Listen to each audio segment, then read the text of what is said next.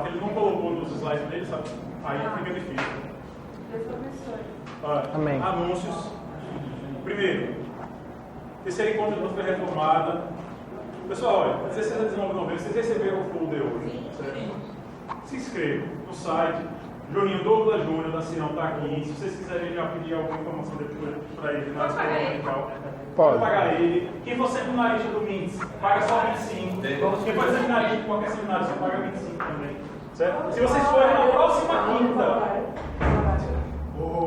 se vocês forem na próxima quinta no MINS, você já paga 25. Então, E se quiser ir para o seminário, fala comigo, que aí também vai. Então, é 16 a 19 de novembro. É de segunda a quinta, a partir das 7 até as 9 da noite, até as 10 da noite, mas tem 40 minutos de comida, é o nosso grupo que está aí. Então, R$50 para pagar a passagem, tudo mais, e para a comida também, certo? E a Sião é pródiga e enche a barriga do irmão. Então, vai ser lá na Sião. O interesse, pessoal, se vocês quiserem fazer a inscrição direta pelo site está aqui, tá certo? No folder também tem o canhotinho, né, para fazer a inscrição.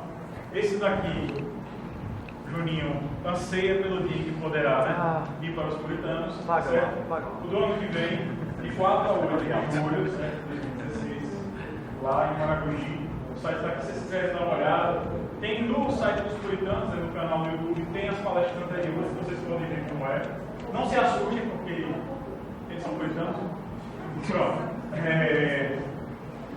Leitura confessional de hoje. Antes disso, a gente está lendo a porção do Catecismo de Heidelberg referente ao credo apostólico. Como eu falei já, tem gente aqui que não estava, tem gente aqui que nunca veio para a aula. Então, só lembrando, credo é coisa de crente, tá certo? Credo é coisa de Cristo, credo apostólico. Não é coisa de papista, de católico romano, é coisa de católico. E nós somos católicos, né? Somos ou não somos? Somos a igreja de Cristo espalhada por toda a terra. Esse é o sentido de católico, para responder a besteira. A conversão de bonito. Então, vamos recitar o credo, tá certo?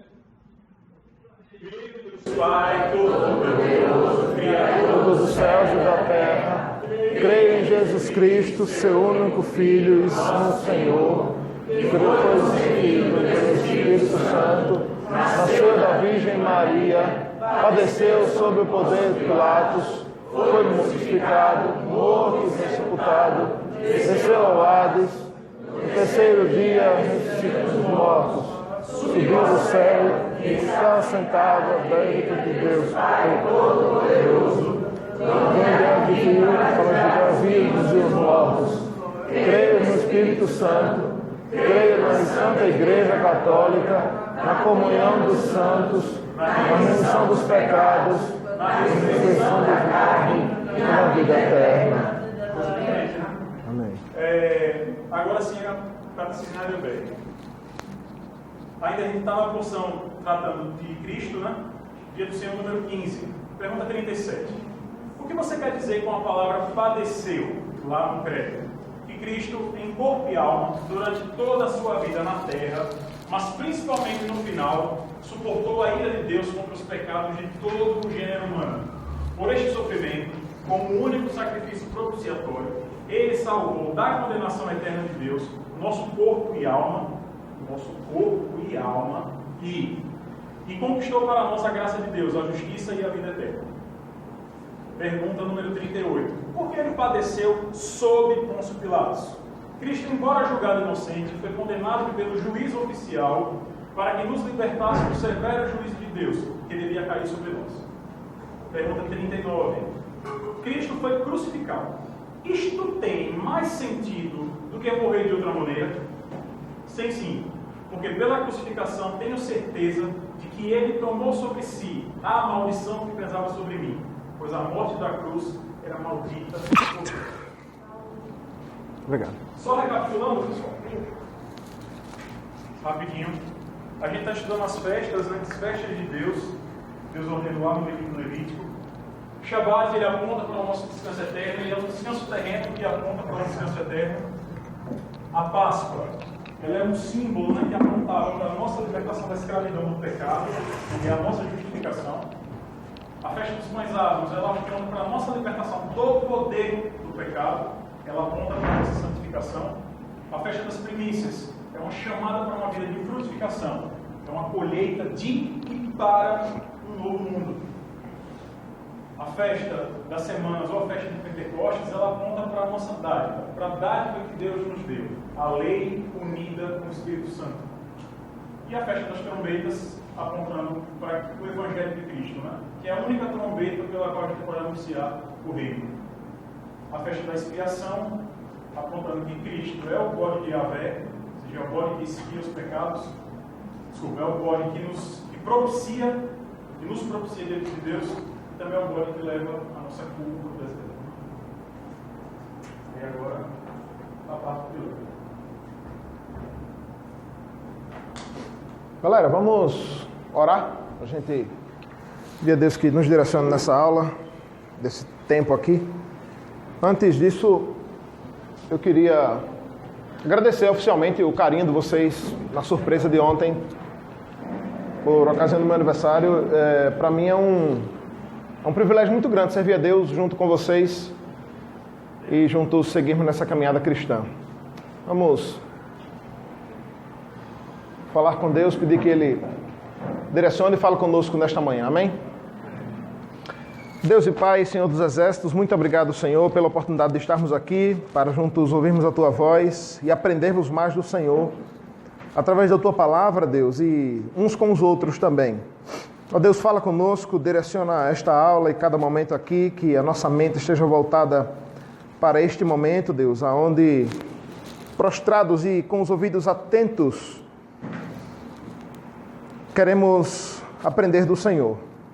Nos ajuda, Deus, a nos desapegarmos mais das coisas deste mundo, entendendo que este não é o nosso lar, esta não é a nossa casa, Deus. Assim como o Senhor ensinou aos teus servos no passado, nos ajuda a entendermos que a nossa verdadeira morada é em tua presença, plena e verdadeira, perene, Deus, como o Senhor tem preparado para o grande e glorioso dia que o Senhor virá nos buscar. Em nome de Jesus. Amém. Se apagar aqui fica ruim, não? É melhor deixar 6 mesmo. Senão fica ruim ali, né? Tá. Todo mundo acho que gosta de viajar, né?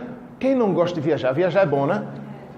Acho que às vezes, inclusive, parece que na nossa cabeça viajar é a solução para o desestresse. É ou não é? Às vezes você está estressado ou atolado de problemas ou do trabalho, ou seja lá do que for, é muito comum você pensar assim, rapaz, como eu queria viajar. Principalmente é muito comum a gente pensar em um lugar específico, né? E aí não importa se você vai viajar de avião para o exterior ou aqui dentro do país mesmo, não importa se você prefere viajar de carro. Eu particularmente gosto muito de viajar de carro, né? Pegar a estrada, de repente ver o pôr do sol, sabe, abrir os vidros, ver o vento entrando assim, é bom demais, né? Balançando o cabelo, né, e tal, é muito bom. Parar na estrada para comer porcaria, né? Essas coisas todas. Viajar é bom. E não importa se você também prefere um lugar mais quente ou um lugar mais frio. O que importa acho que todos nós gostamos de viajar. A gente gosta um pouco de sair da rotina e tal. Contudo, eu não sei se você tem a impressão que eu tenho. Ou se você já fez uma viagem a qual você passa muito tempo nessa viagem. E por mais que esse lugar seja um lugar muito bom, seja um lugar muito aconchegante, seja um local onde você desejou muito ir, parece que não tem coisa melhor do que voltar para casa, para o aconchego do seu lar, para a sua... Por mais que seja simples, por mais que seja uma cabanazinha, é bom voltar para casa. Eu acho... Oi? Se tiver umas doves, então. Pode ser calvinhos também. E aí... Mas é muito bom voltar para casa. Acho que a gente tem esse sentimento, principalmente quando a gente está na casa de alguém.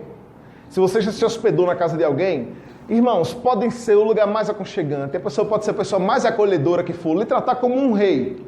E eu já fui para locais e casas de pessoas que, sabe quando você se sente constrangido pelo modo como você está sendo tratado? A pessoa bota você na cama dela, coloca a melhor jogo de talher, sabe, coloca você... Uma vez eu viajei para Manaus, Inclusive para a igreja do reverendo Jaime Marcelino, que vai estar falando aqui. Ele virá?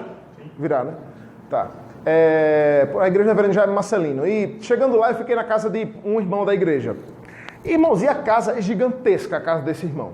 Tem 3 andares, 5 quartos, 4 banheiros, tem uma cozinha gigantesca.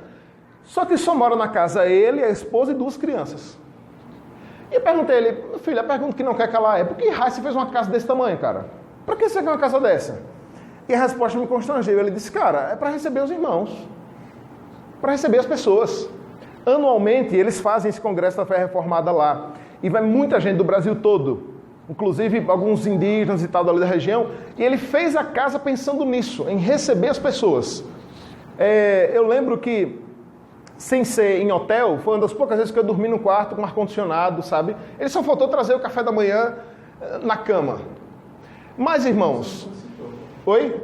Porque eu não solicitei. Se eu reclamasse, se eu só falasse, certamente viria. Mas a verdade é o seguinte.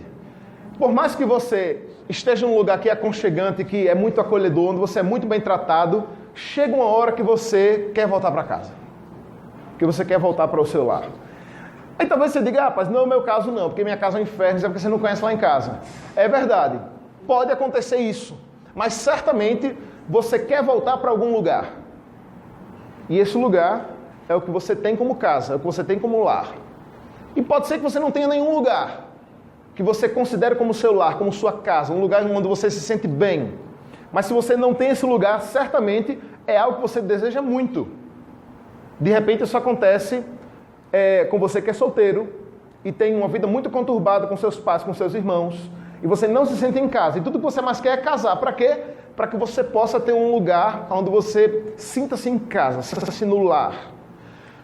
Eu costumo dizer, irmãos, que nós, enquanto seres humanos, temos algumas necessidades postas em nosso coração pelo próprio Deus. E isso independente da geração ou da cultura. Por exemplo, os antropólogos tentam explicar como etnias extremamente isoladas de qualquer civilização, eu não sei se antropologicamente falando essa é a melhor palavra, mas distantes de qualquer coisa mais evoluída,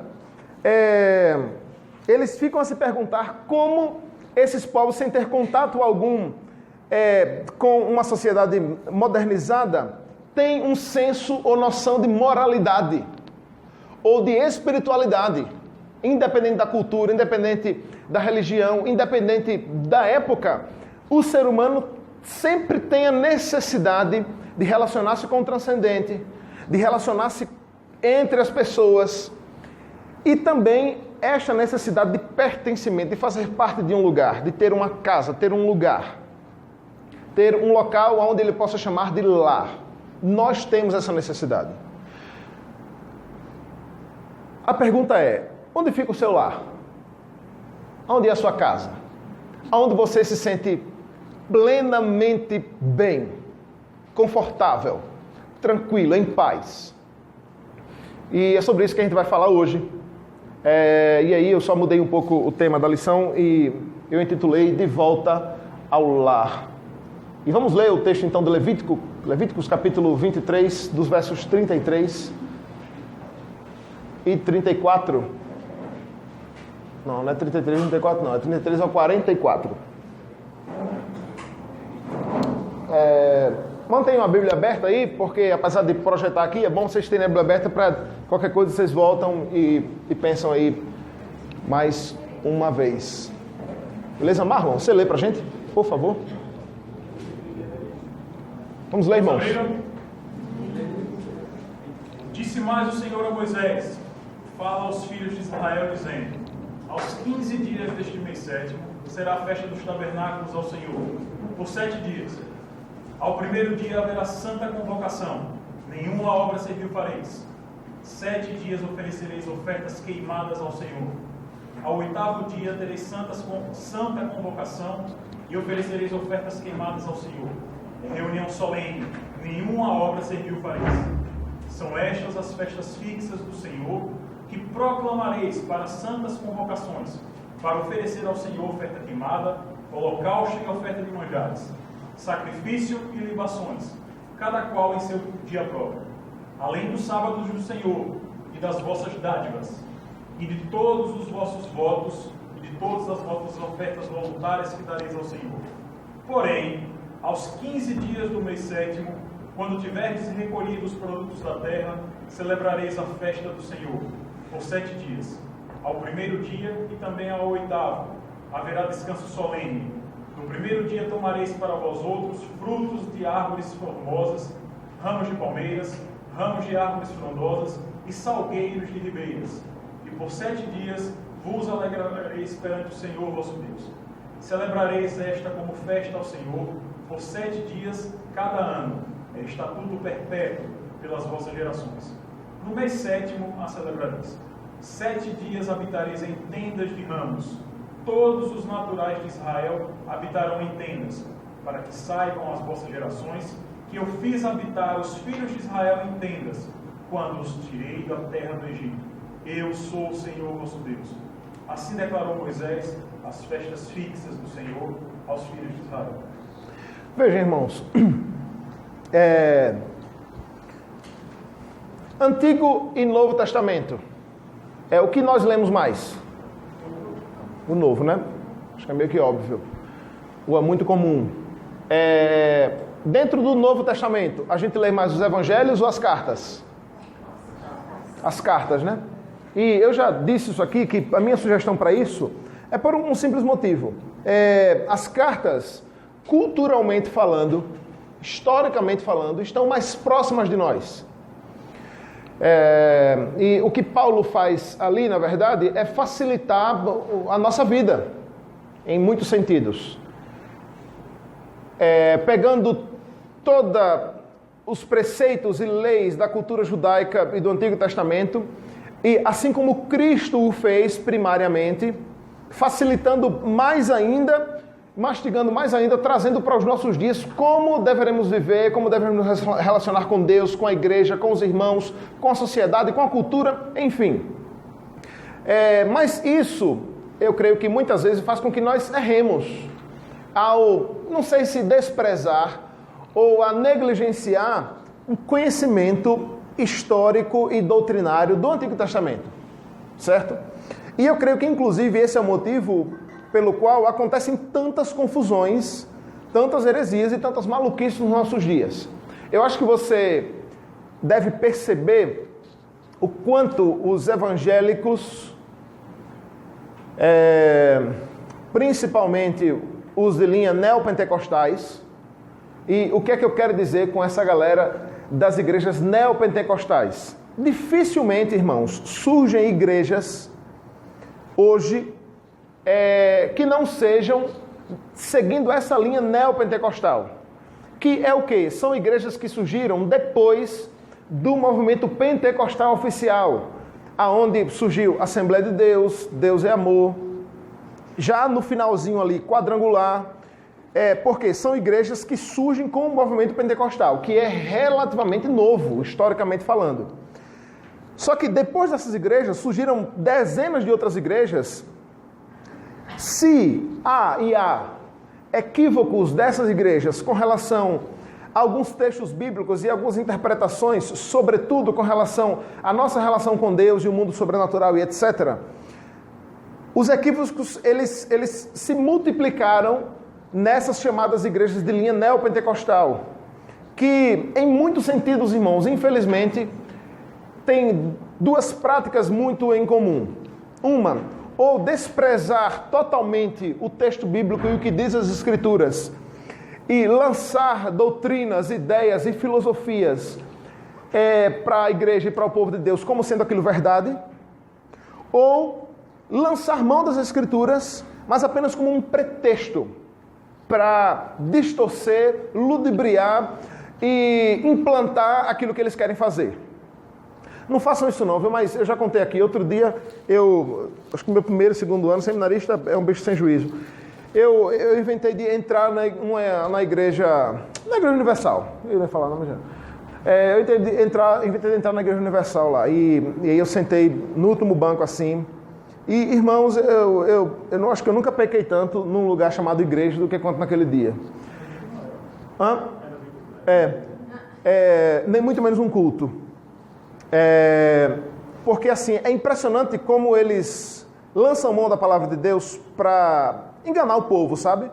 E isso é só um exemplo das muitas igrejas. Não é por isso que, inclusive, muito contraditoriamente, causando muita polêmica, a Igreja Presbiteriana do Brasil, na sua liderança, com seus pastores, e eu sei que isso não é algo fácil, não deve ter sido uma decisão fácil, considerou como seita, eu não sei se você sabe disso, mas para a Igreja Presbiteriana do Brasil, igrejas como Universal do Reino de Deus, Mundial do Poder de Deus e similares, são consideradas seitas para a IPB agora. Em outras palavras, a ideia é o seguinte: se um indivíduo diz que é crente e foi batizado e tal, e fez parte de uma dessas igrejas, no mínimo, o conselho de cada igreja tem que de fato avaliar se esse indivíduo é crente ou não. Eu contei, não sei se foi aqui o exemplo, eu estava evangelizando em São Paulo, e na rua e tal, e parei do lado de um senhor, acho que não foi aqui não que eu contei, parei do lado de um senhor para evangelizá-lo, e ele disse: rapaz, eu sou crente. Eu digo: que bom. Quando você estiver evangelizando alguém na rua, quando ele disser que é crente, não dê a paz do Senhor e vá embora. Certifique-se se de fato ele entende o que significa ser crente. Porque a gente vive num mundo hoje, irmãos, onde, assim como o indivíduo quando nasce escolhe se ele vai ser flamenguista ou corintiano, ou seja, se ele vai ser muito feliz e campeão, ou se vai ser sofredor, negativo. Ele escolhe se ele vai ser católico ou se ele vai ser: rapaz, esse negócio de ser católico é muito chato, na igreja protestante é mais legal, lá bate palma, canta, fala língua, o povo pula, dança, tem menina bonita e tal. Então eu sou protestante. Então é muito comum no Brasil hoje. Houve uma época em que dizer que era crente era motivo de vergonha. Hoje em dia não, hoje em dia todo mundo é crente. A moça que posa para a capa da Playboy é crente, a outra que canta na banda fulano de tal é crente, o outro que canta na maior banda de axé da Bahia também é crente, todo mundo é crente. E todo mundo é crente. Então não se conforme quando você estiver evangelizando: rapaz, eu sou crente, a paz do Senhor. A paz do Senhor, mas que Senhor você está falando aí? Que Senhor é esse? Vamos conversar.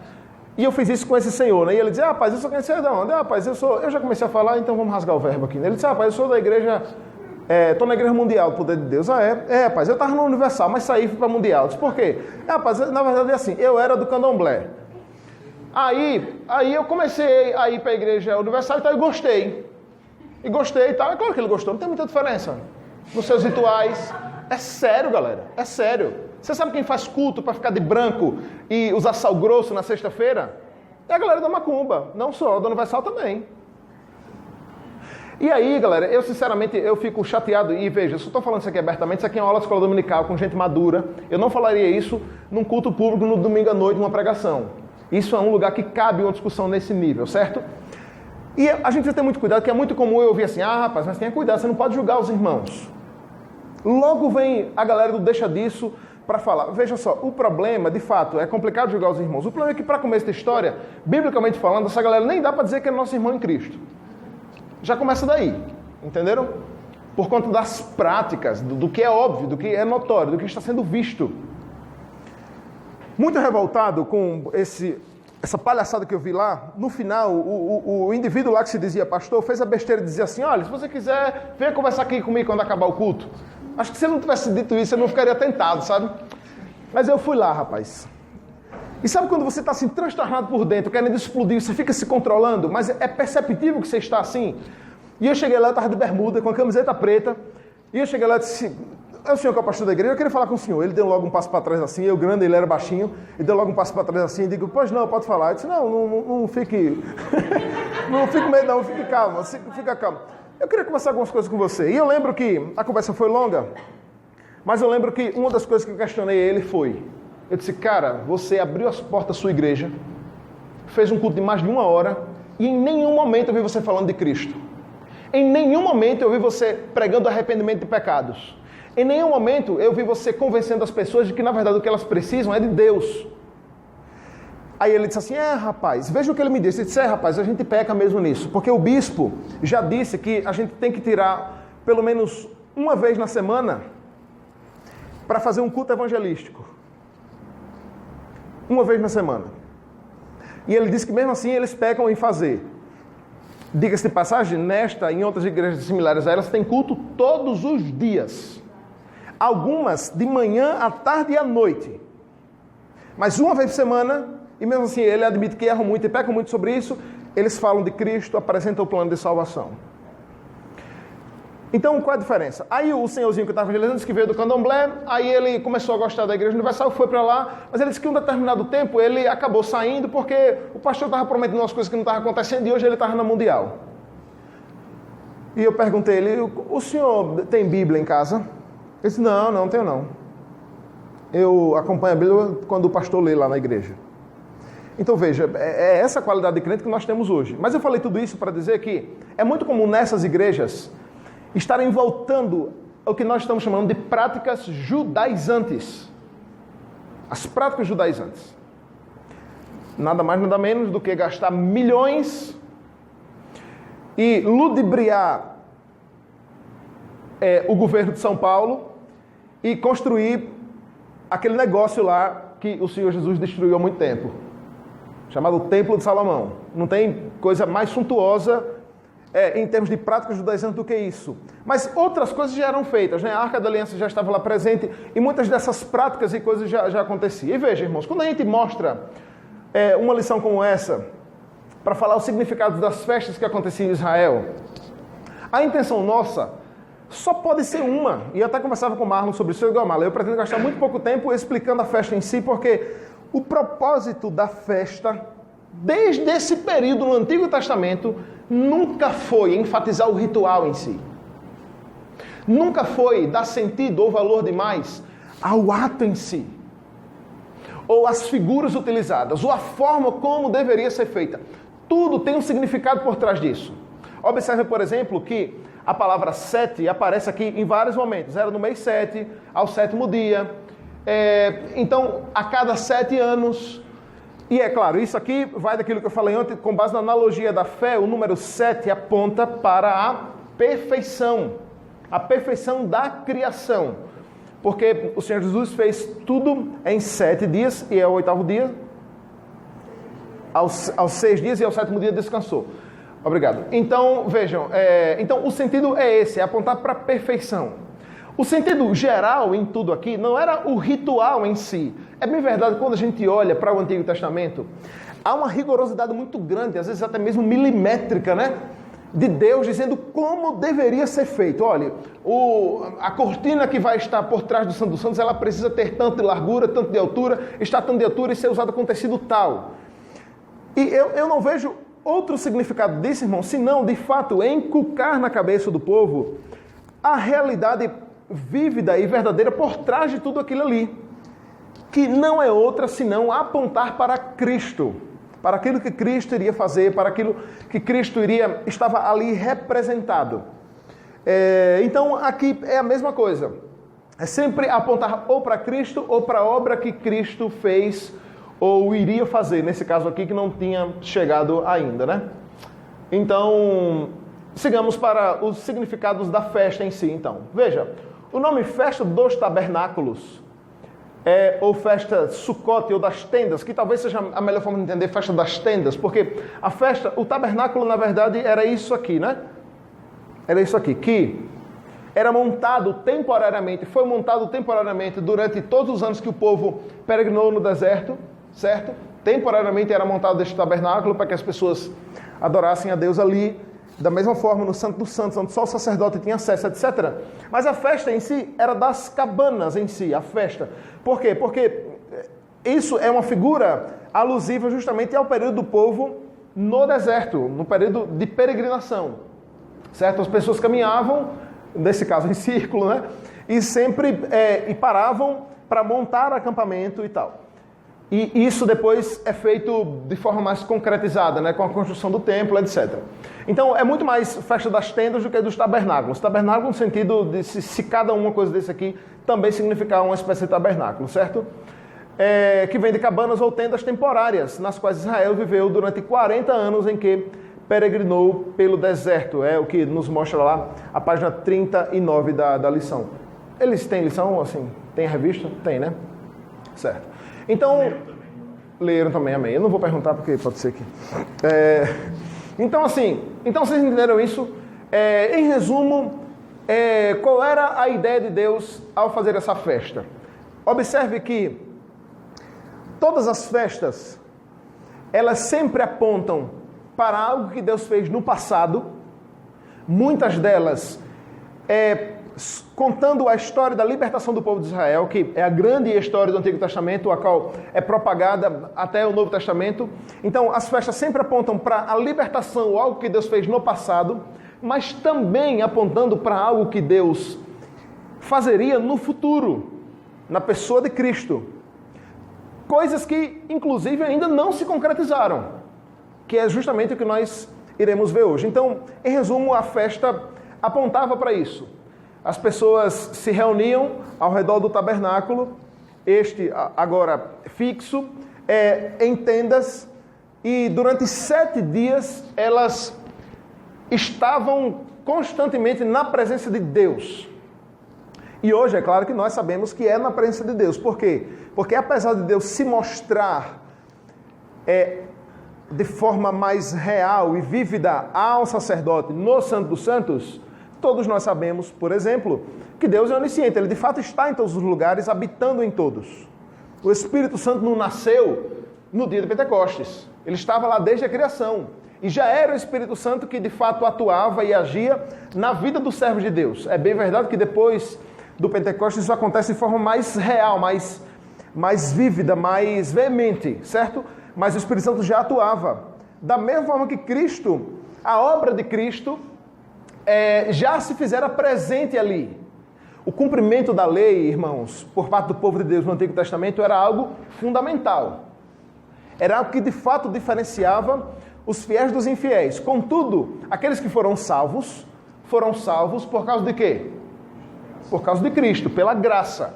Não pela obra em si que eles executavam, não pela fidelidade em si ao cumprimento da lei. Porque a lei nunca pode salvar ninguém. Então quer dizer que a gente pode ver a torta direita e fazer... Não, porque o pré-requisito daquele que é salvo é o cumprimento da lei, certo? Logo, e eu volto a dizer, isso não é julgamento, é constatação. Logo, se alguém diz que é crente, é servo de Cristo, mas não segue os seus passos, das duas uma. Ou ele não é crente, ou ele é e ainda vai se converter. Porque o verdadeiro servo de Cristo é aquele que segue os seus passos. De vez em quando a gente vai cair, vai olhar para trás, vai dar uns 2 passos, vai ficar parado, sentado, mas nunca saímos do caminho. Jamais saímos do caminho. Então, a mesma coisa aponta lá para o Antigo Testamento. O sacrifício de Cristo na cruz do Calvário não valeu apenas, né, irmãos, para aqueles que viveram após a seu nascimento, vida, morte e ressurreição. Cristo morreu por todos os eleitos de Deus. Pré-morte e pós-morte.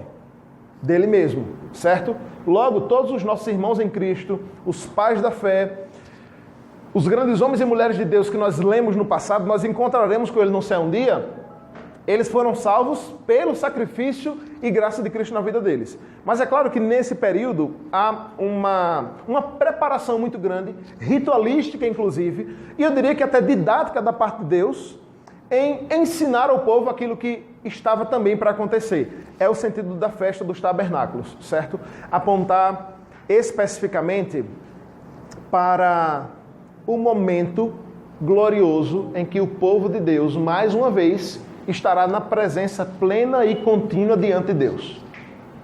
Se o 7 aponta para a perfeição, está em uma festa aonde está sendo celebrado o Deus que trouxe libertação para o povo de Israel, mesmo depois que tudo que passou no deserto, isso aponta para um momento pleno e perfeito de estarmos nós na presença de Deus constantemente, sem oscilações, sem impedimentos e sem barreiras.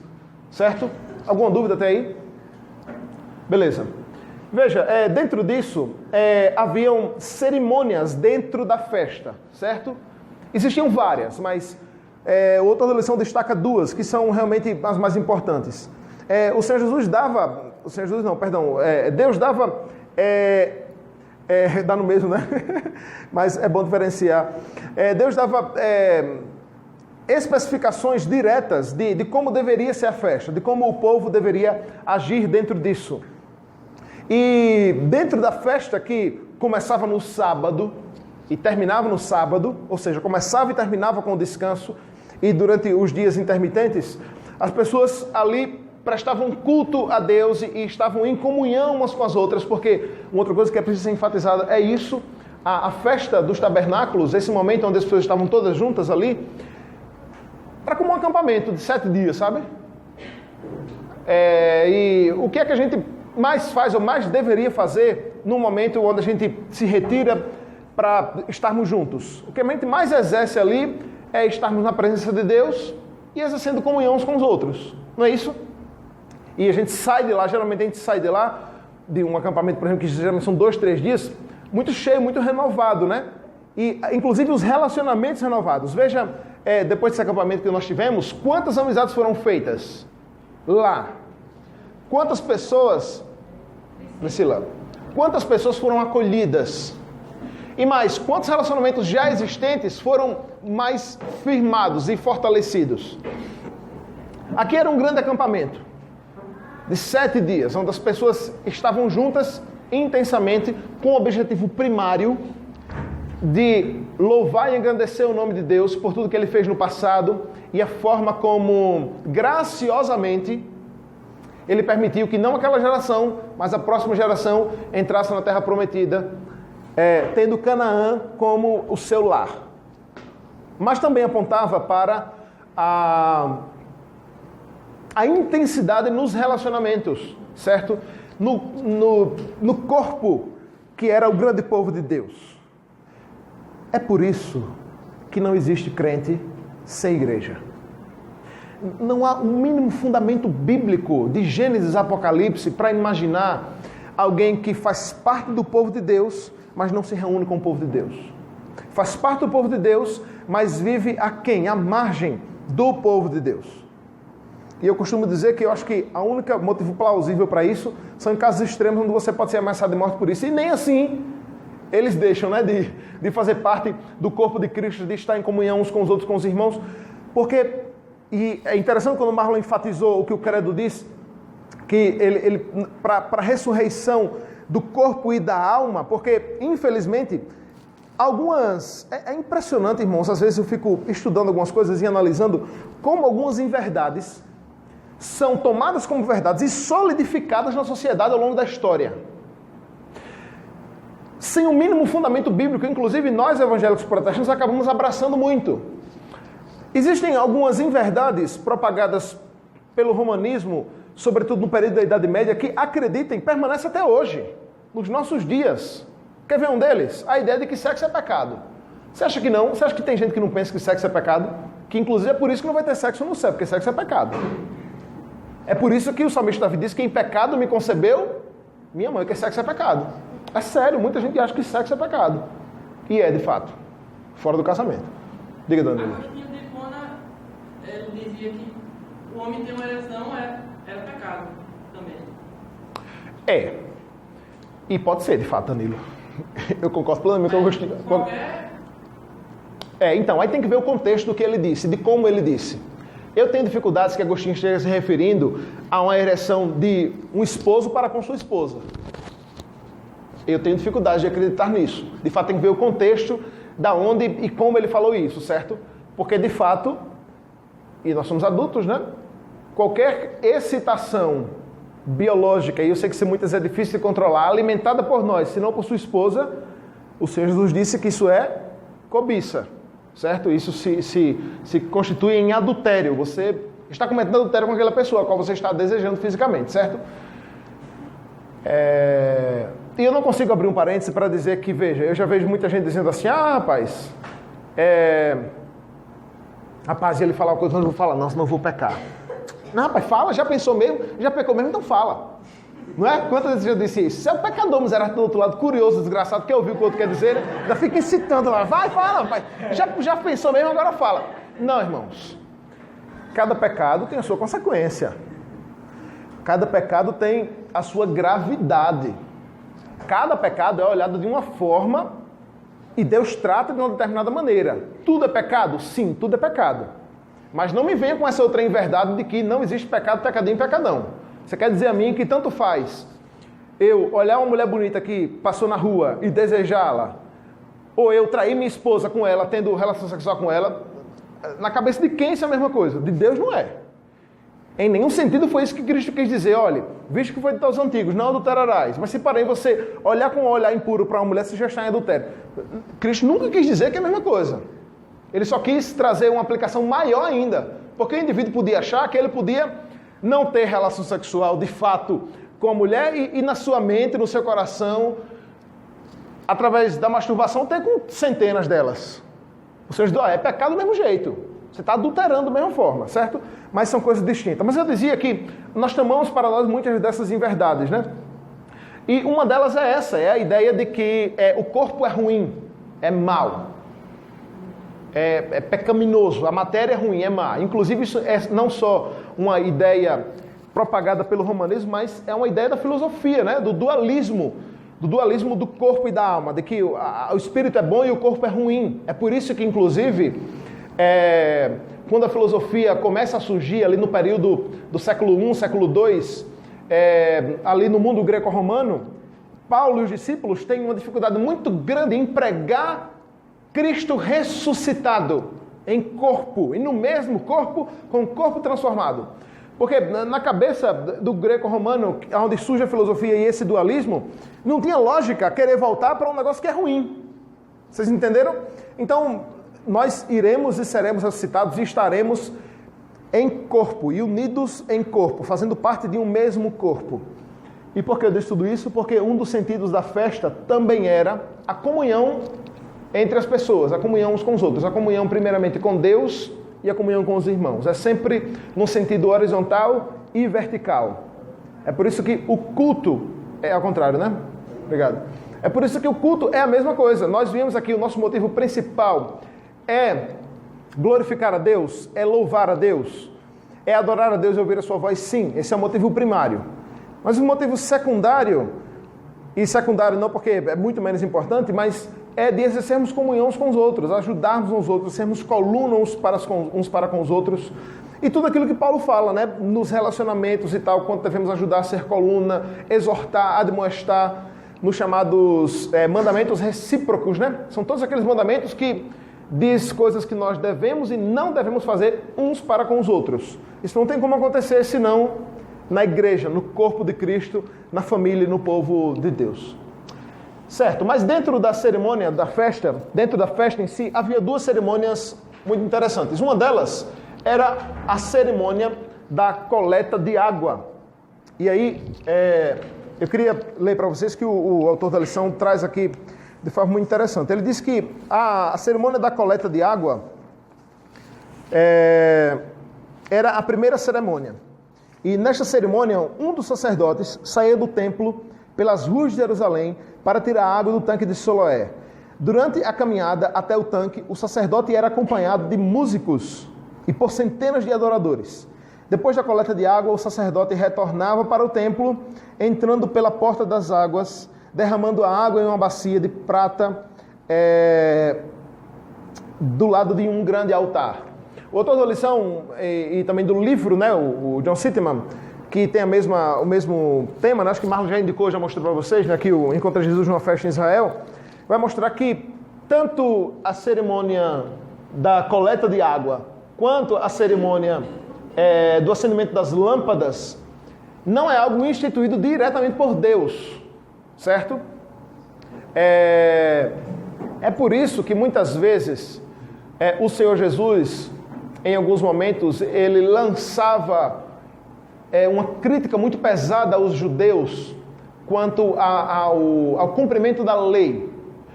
Porque, eu não sei se os irmãos sabem disso, mas quando se trata de cumprimento da lei para com os judeus, eles não tinham somente a Bíblia, mas tinham uma série de outras leis, diretrizes e coisas as quais eles, por consentimento ou por estudo, decidiram que deveria ser daquele jeito, e aquilo era cobrado numa veemência tão grande quanto o cumprimento da lei de Deus. Exatamente.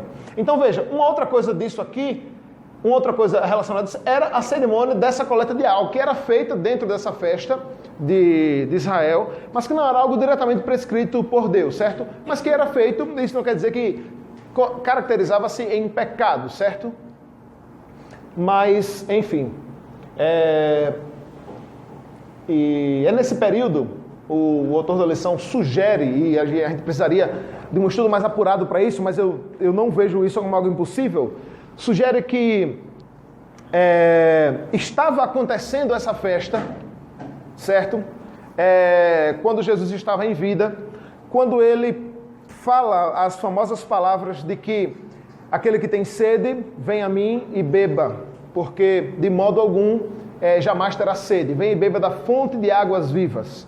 Ao que tudo indica, o Senhor Jesus proferiu essas palavras em meio a essa festa, em meio a esta cerimônia de coleta de água. E veja como é interessante, porque nesse período já estava de fato sendo concretizado o significado da festa. E vejam só, irmãos, quando a gente fala que a salvação não é pelas obras, ou seja, não há nada que você possa fazer para ser salvo, eu fico triste, sabe, irmãos, quando algumas pessoas classificam essa doutrina como uma verdade da Igreja Presbiteriana do Brasil. Olha, essa aí é a sua forma de interpretar. Porque eu não consigo ver, irmãos, até mesmo, veja, olhando para o Antigo Testamento e para o Novo Testamento, fica claro que aquilo que o homem faz para com Deus, por mais que seja sincero e verdadeiro, não tem um sentido se de fato a graça de Cristo não alcançar. Veja, irmãos, muitas pessoas, muitos dos judeus, até o dia de hoje, estão esperando o Messias. Estão esperando o Senhor Jesus voltar. O príncipe dos judeus, o rei. Porque apesar de terem tido uma vida muito rigorosa com relação às leis e a leitura do Pentateuco, o qual eles seguem até hoje, é por isso que, num certo sentido, sim, nós concordamos em muitas coisas com os judeus, mas não foram agraciados ou não tiveram fé suficiente para de fato crer que Jesus Cristo era o Filho de Deus e que esta cerimônia estava sendo concretizada ali agora na pessoa de Cristo, que de fato era a fonte de água viva. E aqui, nada mais é, irmãos, do que também uma lembrança ao passado, do período em que o povo esteve no deserto de Israel. Se você não lembra da história ou não a conhece, o povo vivia aprisionado sob o poder de Faraó, o povo de Deus, o povo judeu. E então Deus levanta Moisés e diz assim, vá lá e diga que é para libertar o meu povo. E aí Moisés endurece o coração, e se você nunca leu a história, já deve ter visto mais ou menos no seriado ainda da Record, 10 Mandamentos, que eu sinceramente não recomendo porque eu nunca assisti, só por isso. Eu nunca parei para assistir nenhum episódio, então eu não sei até que ponto forçaram a barra, até que ponto foram escriturísticos ou não, mas é aí que acontece as tão famosas 10 pragas do Egito, certo? Para que Faraó tenha o seu coração amolecido e liberte o povo, mas isso não acontece, só acontece ao final, depois que o seu próprio filho morre e depois que está tudo quase acabado, e o povo então vai para o deserto. No deserto, depois de ter sido libertado, depois de não mais serem escravos, serem pessoas livres, depois de Deus ter demonstrado sua graça, a gente não faz isso não, sabe? Depois de receber bênçãos. Mas o povo começou a reclamar. O povo começou a reclamar e murmurar para com Deus, rapaz, esse negócio está ruim demais. E aí olha para o passado, rapaz, era melhor lá, porque lá pelo menos não passava fome, comia cebola e tal. Era tão legal. E aí o povo começa a murmurar para com Deus e reclama de fome, reclama de sede.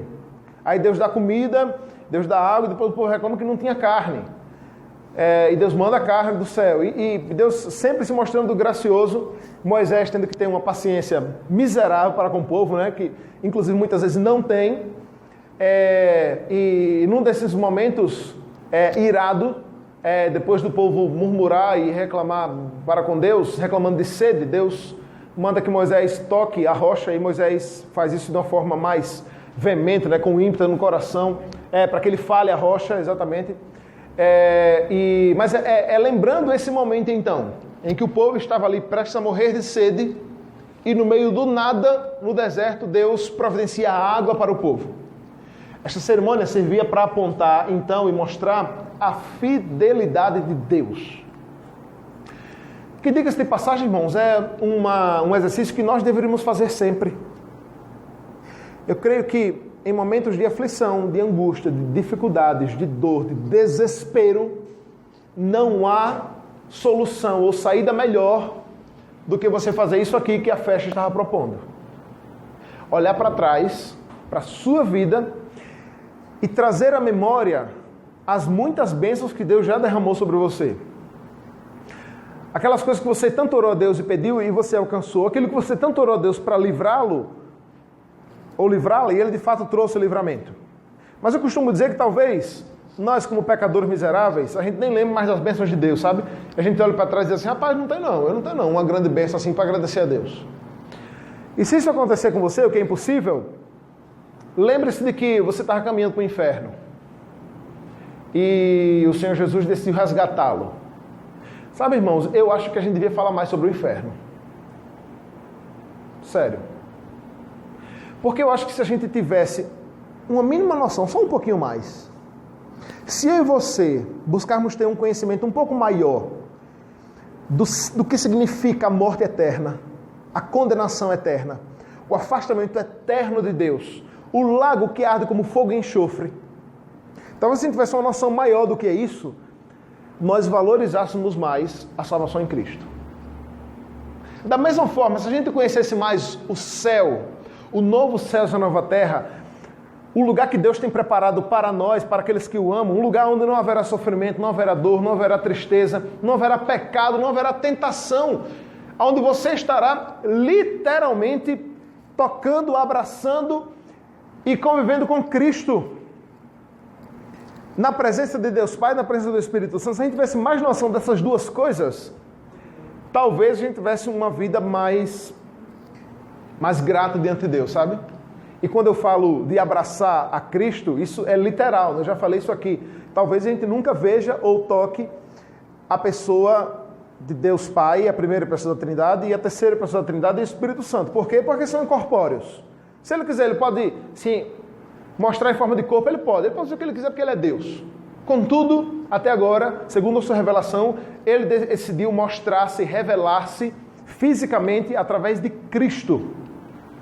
É por isso que o corpo e a alma é perfeição da graça de Deus. E Deus fez o homem para ser eternamente corpo e alma. Isso tem tudo a ver com a lição, tá, irmãos? Eu vou já ligar isso aqui, vocês vão perceber. É por isso, inclusive, que nós teremos o corpo transformado. Infelizmente, uma outra inverdade, inclusive pintada, literalmente, pelos renascentistas e pelo período medieval, é aquela ideia de que nós no céu seremos como os anjos. Assim, todo mundo vai ser uma luz flutuante com asas. Para com isso, irmãos. Isso não tem o menor embasamento bíblico. O próprio Senhor Jesus apareceu aqui na terra como nós estaremos depois que morrermos e sermos ressuscitados. Ele apareceu em corpo. É bem verdade que esse corpo é um corpo diferente, é um corpo aperfeiçoado, modificado, melhorado, aperfeiçoado, certo? Glorificado, que é o termo que a Bíblia usa. Inclusive, essa é uma das teorias pelos quais alguns defendem que muitos dos discípulos não reconheceram o Senhor Jesus caminhando na praia. Lembra desse texto? Ele caminhando, começa a conversar com os discípulos. Rapaz, por que vocês estão tristes? Rapaz, como assim? Está triste? Você não está sabendo não? O mestre morreu e tal. E aí depois perceberam que era ele pelo modo como ele falava. Ali, irmão, não foi falta de fé, não foi, sabe, que eles estavam caminhando de cabeça baixa. Ao que tudo indica aquilo ali é porque Cristo estava com o corpo glorificado, transformado, certo? Diferente daquele que estava aqui na terra, entre eles, antes da morte. Que diga-se de passagem, é o único que está em corpo, carne e osso no céu agora, né? É o único. É o único. E quando todos nós estaremos, e de fato, assim como eu estou pegando na mão do Mateus aqui, ó, e abraçando e acariciando o cabelo dele, a gente vai poder fazer isso com Cristo. Não é maravilhoso isso? Eu estou falando literalmente, irmãos. Eu não sei como vai ser isso, porque tem muita gente no céu, deve ter uma filha para dar um abraço a Jesus, alguma coisa do tipo. Eu não sei como é, mas de fato nós poderemos vê-lo face a face. E isso deveria ser um grande motivo para nós nos regozijarmos. É por isso, irmãos, que a escatologia, é por isso que a esperança da volta de Cristo deve ser a nossa maior esperança nessa vida. É por isso que isso deveria ser o nosso maior motivo de viver feliz neste mundo, independente das circunstâncias, das situações, olhando para isso como o grande dia da nossa salvação, sabe? O grande dia do nosso alívio, sabe? Diante de todas essas tribulações. Uma outra cerimônia, então uma cerimônia dessas era a água, né? Era a cerimônia da água, onde havia essa peregrinação e tal, ia até o tanque de Siloé, enche água e voltava com essa água, as pessoas louvando e cantando a Deus ali, e certamente rememorando a fidelidade de Deus em providenciar água lá no deserto. Quais eram os cânticos, né? Você quer polemizar, né, Marlon? É só para dizer o que é. Hã? Não sabe o que é. Então, vejam, uma outra coisa que acontecia muito era a cerimônia de acendimento das lamparinas. E aí, o autor da lição vai dizer assim, ó, outra cerimônia marcava a celebração da festa no primeiro século. Era o acendimento noturno que concluía a semana de festividades com a exibição espantosa que deixava os participantes sem palavras. No início do dia, 4 candelabros imensos, gigantescos assim, eram colocados no pátio das mulheres. Isso porque era estilo Assembleia de Deus, sabe assim? E mesmo assim antigamente, porque hoje eu nem sei se é mais. Alguém sabe dizer se é assim? Existe alguma Assembleia de Deus que sentam homens e mulheres separados? Rapaz, na Assembleia de Deus já foi assim também. Já não foi, galera? Aí vocês sabem. Já foi. Eu ia para a Assembleia de Deus, assim, adolescente, eu comecei a tocar bateria com a galera da Assembleia. E eu lembro dessa época, a galera ia com o namorado, chegava na porta da igreja, um sentava para o lado, outro para o outro. Então, no início do dia, 4 candelabros imensos eram colocados no pátio das mulheres. Depois eram preparados e abastecidos com óleo. Presta atenção aqui, galera. Eram todas as lâmpadas acesas. E aí o autor da lição vai dizer mais uma vez que provavelmente foi nesse período que Jesus lançou as palavras dizendo: eu sou a luz do mundo. Mais uma vez tentando mostrar àquelas pessoas ali que o sentido de tudo aquilo ali era ele mesmo. Era a sua vida e a sua obra. E que agora aquilo ali já não fazia mais tanto sentido o ritual em si, certo? Mas sim para o que aquilo apontava, sim para o que aquilo tentava demonstrar, de que ele é a luz do mundo. Certo. Tá. E tudo isso, irmãos, eu creio que serve para mostrar, serviria para mostrar ao povo de Israel, no Novo Testamento e para nós o seguinte. O texto bíblico conta que há muito tempo atrás, quando existia na terra apenas um homem e uma mulher, era esse o lugar em que Adão e Eva, nesse caso loira, Adão e Eva, perdão as não loiras aqui, mas Adão bombado, né, velho? Adão era bombado assim, aquele jeito que o cara aponta assim, né, só para mostrar o... Enfim, é que eu não consegui tirar a foto real, aí você viu essa aí mesmo. Mas esse era um período, irmãos, onde de fato o homem estava no seu verdadeiro lar, na sua verdadeira casa, na sua verdadeira morada, que é na presença de Deus. Quando o catecismo diz que o fim principal do homem é glorificar a Deus e gozá-lo para sempre, a ideia primária disso é que isso deveria ser feito em plena comunhão com Deus. E por que a gente precisa ser lembrado disso? Porque nós, graças a Adão e Eva, e por que enfatizei Adão? Porque ele foi o principal culpado.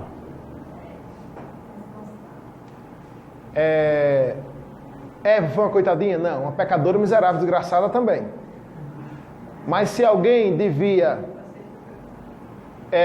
jogar uma pedra na cabeça daquela serpente que apareceu lá, esse alguém era Adão. A grande pergunta que surge, né, dos teólogos ao analisar esse texto, não, mas espera aí. Se a serpente foi tentar Eva, aonde raios estava Adão nessa hora? O que ele estava fazendo? Estava colhendo, só que ele devia estar junto da mulher dele, sabe? Ele devia estar cuidando da mulher dele, vendo por onde ela anda para não acontecer besteira. Não que vocês façam besteira, viu, irmãs? Mas assim, a responsabilidade de liderar e de cuidar de tudo, inclusive de sua esposa, era dele. É por isso que eu até gostei, eu acho que copiando o Sitman, o autor da lição, lança justamente a responsabilidade sobre Adão. É por isso que o mesmo vale hoje. Você que namora enquanto homem é responsável pelo andamento do seu namoro. Se ele está sendo muito espiritual, a glória é de Deus. Se ele está sendo muito carnal, a culpa é sua. Certo? A namorada não tem participação nisso? Tem, claro que tem.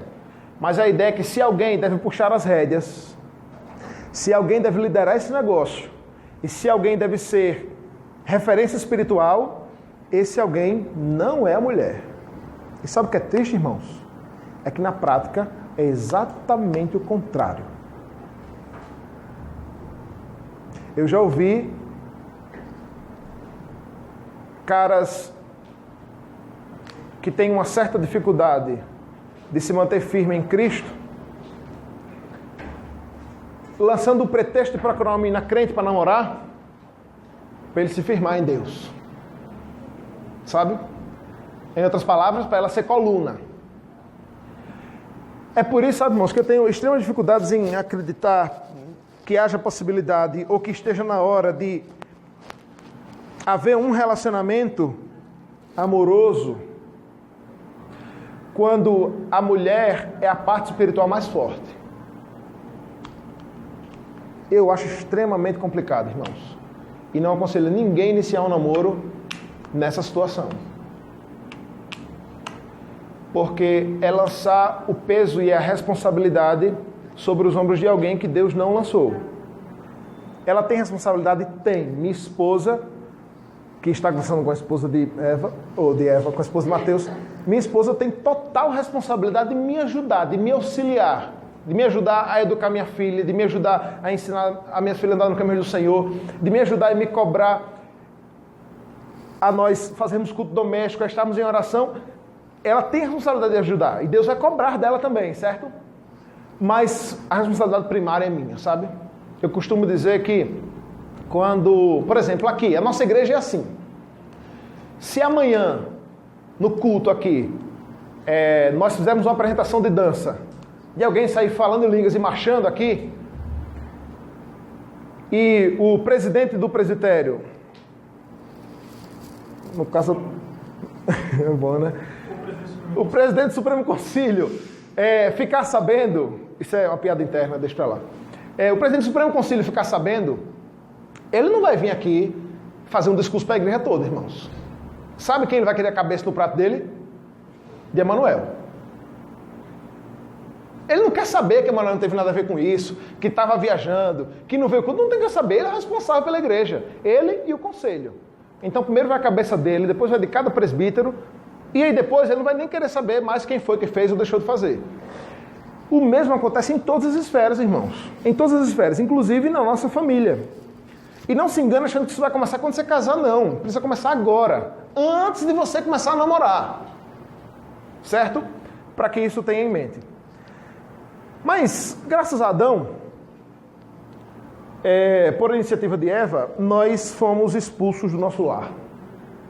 Fomos expulsos da nossa verdadeira casa, que é na presença de Deus, em comunhão plena e direta com o Senhor. E aí, a gente passou a viver nesse lar temporário. Aqui é Aracaju, viu, povo? A foto tá bonita, mas é Aracaju.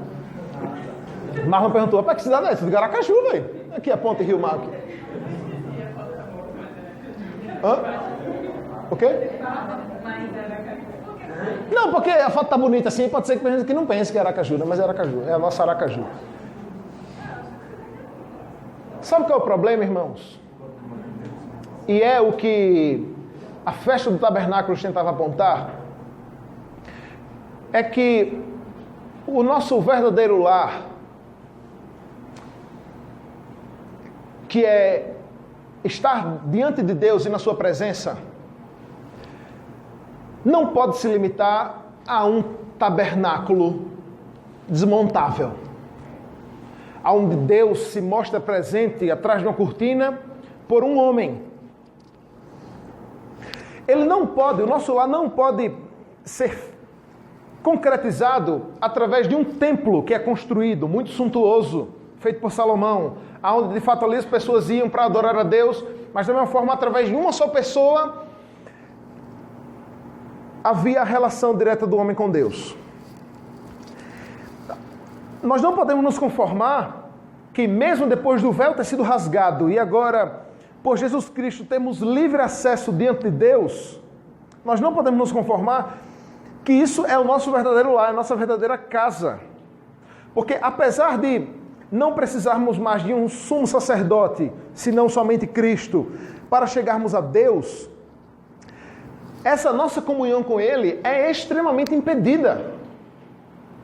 Ou não é? É extremamente oscilante. Quem aqui não se sente extremamente angustiado quando está assim, naquele período? Sabe quando você está naquele período buscando a Deus, orando, volta de um acampamento, ou volta de um congresso, ou depois de um culto, ou depois de uma decisão que você tomou de buscar mais a Deus, e você está daquele jeito assim, sabe, pregando para poste, achando que vai ser quase transladado de tão santo que você está. Acho que tem momentos que você se sente assim, não é? De estar realmente renovado, sabe, de fato com disposição de buscar a Deus. Mas aí, rapaz, você sabe que você está fadado, mais cedo ou mais tarde, tropeçar e pecar para com Deus. E eu não sei se você tem esse sentimento, mas parece que quando isso acontece, sabe, e você que estava em plena comunhão com Deus, isso acontece, rapaz, eu não sei você, mas eu sou tomado assim, por uma tristeza tão grande, sabe, irmãos? E até acho que eu conversava foi com a Isabelle, e não sei quem foi, parando ali no acampamento, que eu dizia que, eu não sei vocês, mas acho que o momento que eu mais desejo que Cristo volte é justamente nessa hora, quando eu peco, sabe? Nunca foi assim não, irmãos. Houve um período em que eu achei que os meus pecados em si, ou o ato pecaminoso em si, fazia com que eu perdesse a minha salvação. E aí eu lembro que eu morria de medo de Jesus voltar na hora que eu estivesse pecando assim, sabe? Exatamente na hora. Porque aí é aquela história, não ia dar tempo de me arrepender, e aí já era, vai pro inferno, já era, perdeu. E veja, isso é quase uma loteria, não é? Isso é quase uma loteria da salvação, assim, ó, rapaz, tem que se ligar aí, porque se Cristo voltar, na hora que você tiver, tem que pecar e logo correndo pedindo perdão, porque senão você não... Mas assim, eu fui alcançado pela graça salvífica, sabe? E hoje eu entendo que o perdão é extremamente necessário, o arrependimento é fundamental, mas a salvação operada em Deus na minha vida não depende diretamente daquilo que eu faça ou daquilo que eu deixe de fazer. É muito interessante que às vezes a gente enfatiza tanto, né? Dizer, olha, não há nada que você possa fazer para ser salvo. Mas tem outra coisa que a gente não enfatiza tanto, eu acho que talvez pela polêmica que cria, que deveria ser, não há nada que você possa fazer para perder a salvação. Sabe?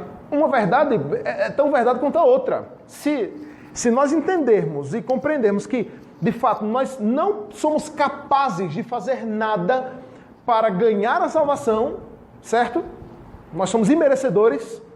Quem somos nós diante de Deus para dizer, não, Deus, eu não quero ser salvo não, me joga lá no inferno? A gente não é ninguém.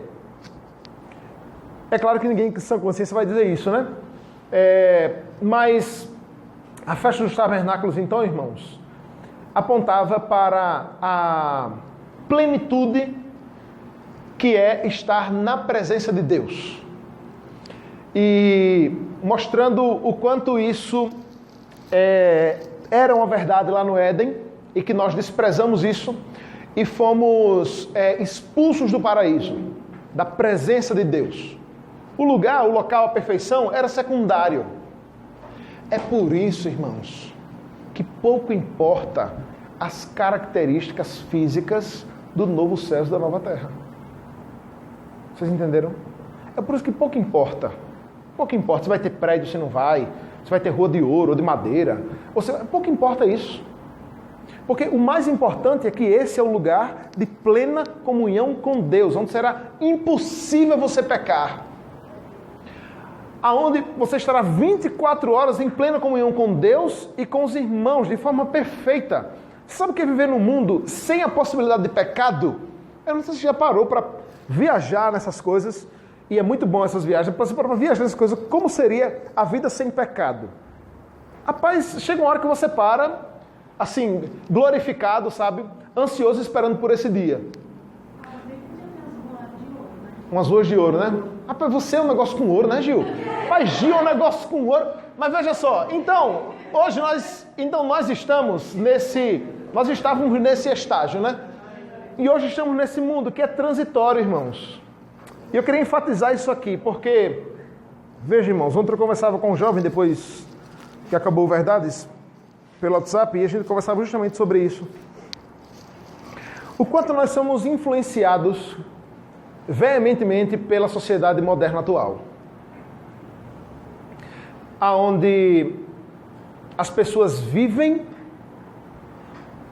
para satisfazer as suas realizações nessa terra e neste mundo. Com a teoria impensada e às vezes inconsciente de que tudo se acaba aqui. Então, a vida só existe uma. E tem até frases montadas com isso. Só existe uma vida. Então, é para ser vivida. Aproveite. Aproveite e viva hoje como se não houvesse amanhã. E nesse sentido, nós caímos num hedonismo desgraçado e miserável de viver em busca de satisfazer os nossos prazeres, como que se de fato a gente tem que buscar e correr atrás disso, porque tudo acaba aqui. E aí, irmãos, eu não preciso aqui estar fazendo ressalvas de que eu não estou incentivando, sabe, eu não estou aqui incentivando a preguiça, não estou aqui incentivando o correr atrás, nada disso. Mas nós, enquanto cristãos, irmãos, e nós, enquanto jovens, somos muito influenciados a vivermos correndo atrás das riquezas e das coisas que nós podemos proporcionar e viver neste mundo e nessa terra. Sabe?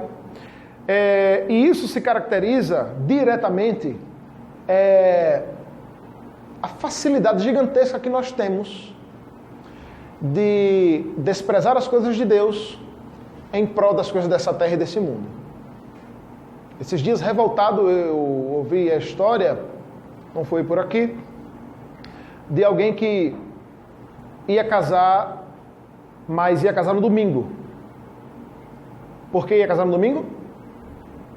Por quê? E não no sábado? Porque era adventista.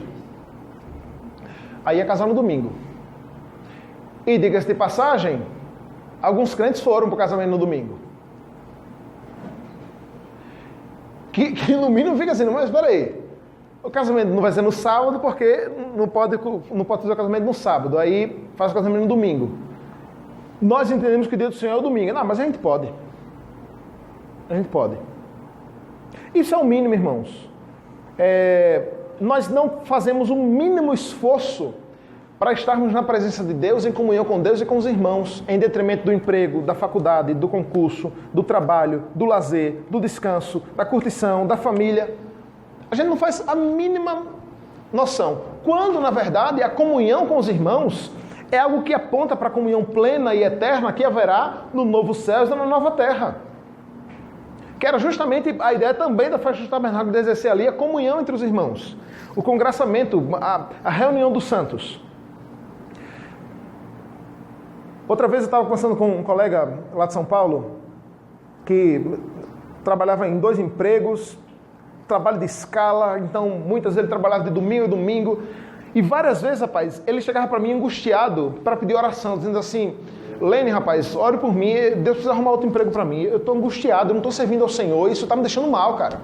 Eu estou pensando em largar o emprego já porque eu não estou servindo a Deus, Ele toca, eu não estou conseguindo tocar, eu não estou conseguindo me relacionar com os irmãos, e isso está me angustiando.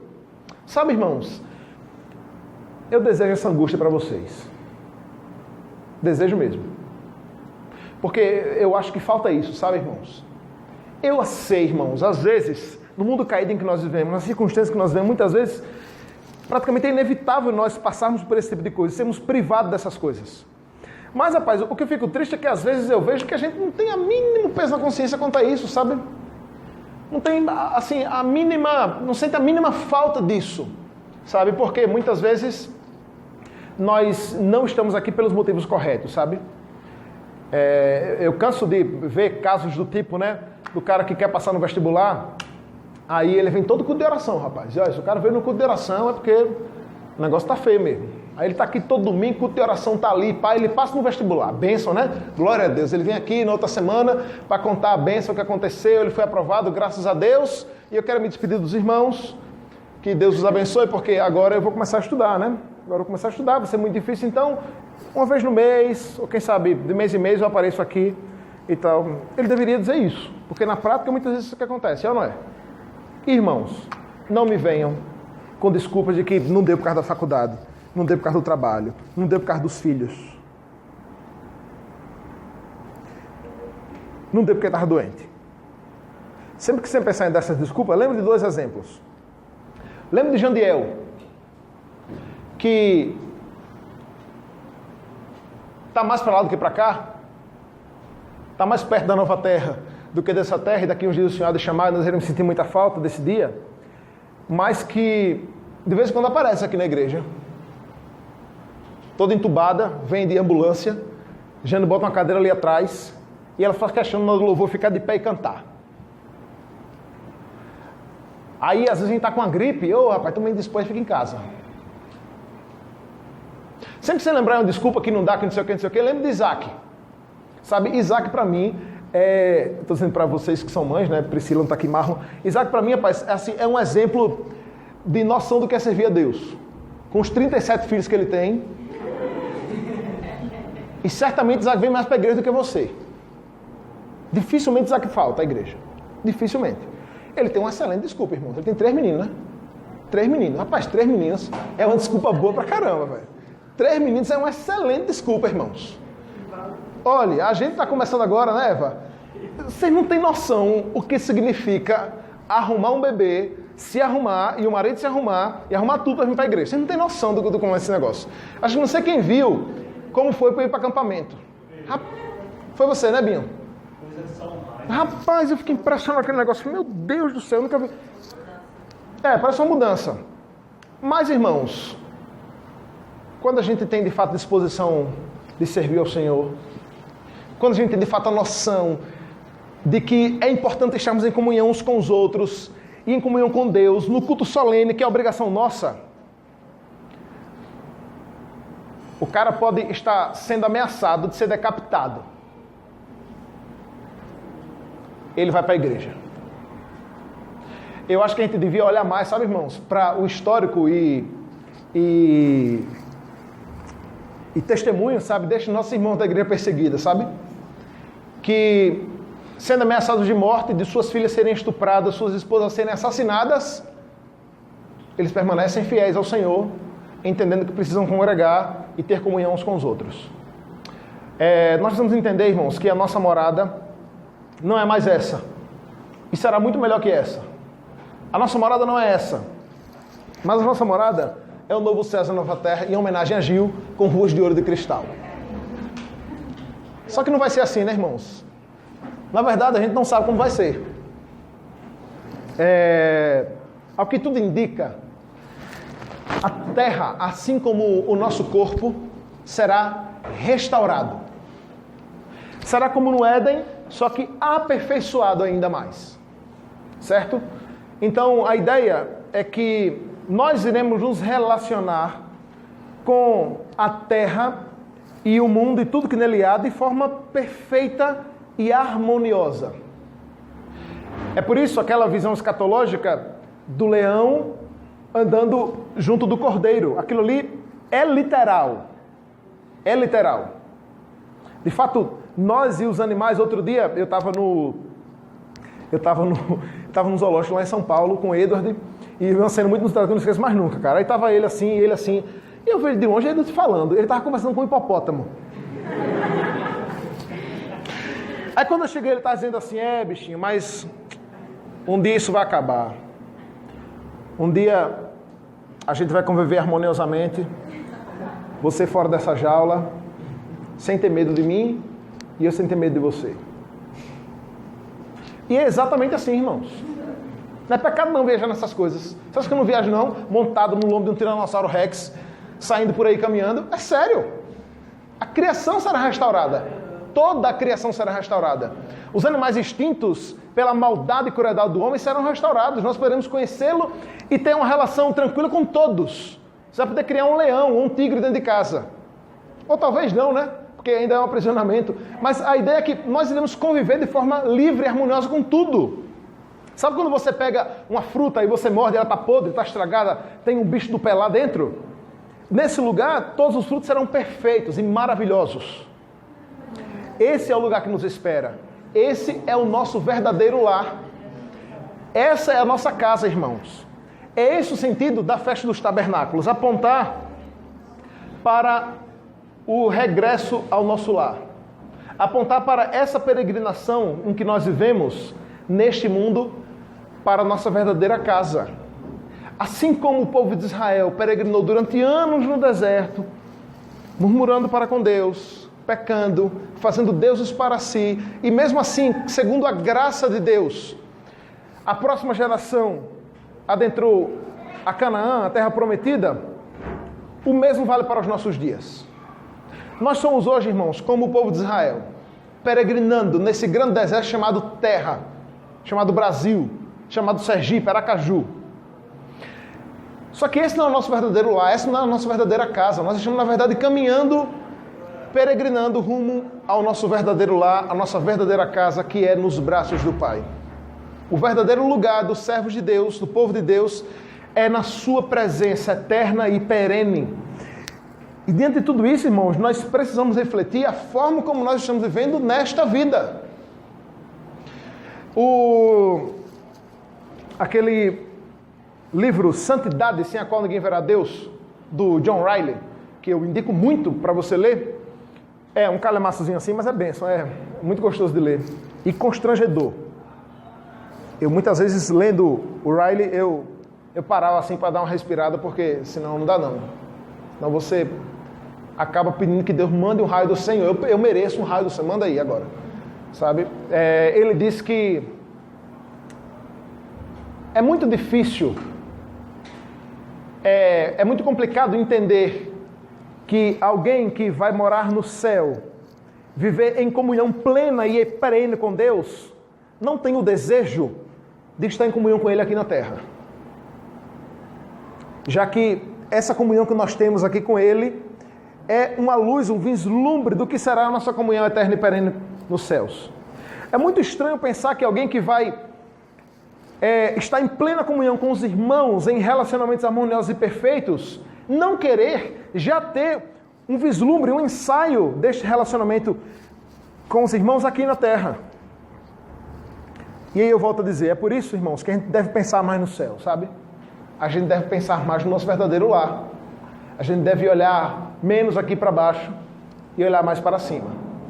Isso, irmãos, muda o modo como nós vivemos. Muda o modo como nós encaramos os problemas. Muda o modo como nós nos relacionamos com o dinheiro, com as riquezas, com os prazeres, com as pessoas, com a igreja e com o próprio Cristo. Que Deus nos abençoe e nos dê capacidade de vivermos nessa peregrinação, caminhando rumo ao nosso verdadeiro lar. Vamos orar? Ó Deus, Pai eterno, muito obrigado, Senhor, pelo que o Senhor fez no passado, através do povo de Israel. Obrigado, Deus, pelas histórias, pelos relatos que temos, porque vemos ali a Tua fidelidade, a Tua poderosa mão, Deus, cuidando, guiando e amparando o Teu povo.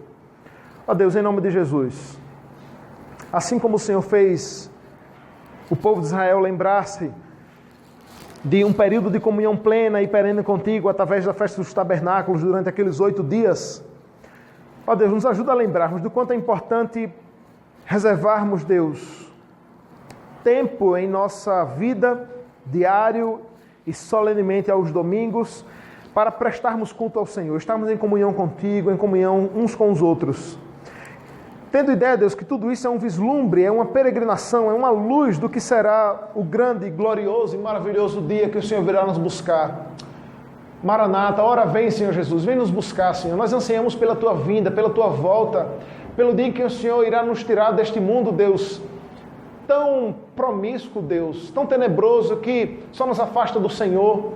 O dia que o Senhor irá nos livrar, Deus, deste corpo carnal, Deus, e pecaminoso que sofre as consequências, Deus, dos males os quais nós mesmos buscamos, Deus, ao comermos do fruto proibido, desobedecendo ao Senhor. Ó Deus, muito obrigado pela salvação em Cristo Jesus, porque olhando para o Teu Filho, nós temos esperança. Ó Deus, não deixe que a nossa esperança de vida e de alegria seja as realizações e as coisas boas, Deus, que podemos conquistar nesse mundo e nesta vida. Volta, Deus, o foco do nosso olhar, da nossa vida, do nosso coração para o Senhor, que possamos olhar para Ti, desejando, Deus, o dia da Tua segunda vinda, Deus. Nos ajuda a vivermos aqui neste mundo como merecedores, Deus, e esforçando-nos para viver em comunhão contigo e com os irmãos. Em nome de Jesus. Amém. Irmão, sabe, aproveitando que Léo nos ensinou hoje, eu vou mandar um vídeo daqui a pouco. Quem não tiver acesso ao grupo da sala da EBD, peça que alguém envie certo o vídeo do grupo, que é assunto para isso, certo? Tabernáculo é nossa morada eterna. Certo?